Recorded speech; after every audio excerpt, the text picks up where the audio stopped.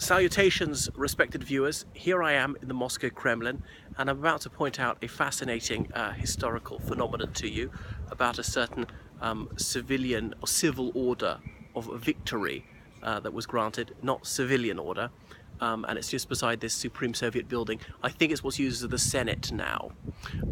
Anyway, we'll look at it, and the names are there. Now, it's got in the middle. It's got that five-pointed star, the communist symbol, with a tower, one of the most recognizable ones of the Kremlin, and the word "Победа," as in victory.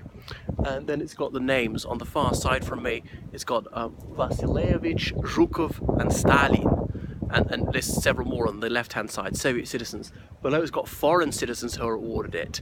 Eisenhower, you know, the US general and later president.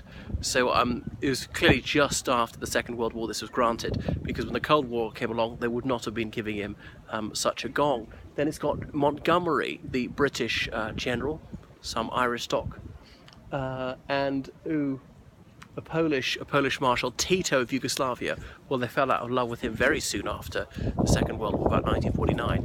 And then King Mihai of Romania, who was later pushed out by the Romanian communists. I'm sure the Soviet government heartily approved of that. So that's astonishing. I'm surprised it wasn't rather roughly massaged in the years of the Cold War. But there we are. It's scintillating, it survived. And then you can see some like late medieval architecture. I don't know what it's for, it's a monastery or something. And it blends quite well actually with a more modern building. So vernacular Russian architecture. Then you can see one of the famous towers. I can't remember the name of this one in the background, Kremlin Towers. And beyond it, from the correct angle, can you see St. Basil's Cathedral? I can see it with the naked eye. It's probably not quite so obvious to you on camera. I was seeing it from an angle from which one does not normally get a view of it. So that's it. It's absolutely scintillating walking around the Kremlin.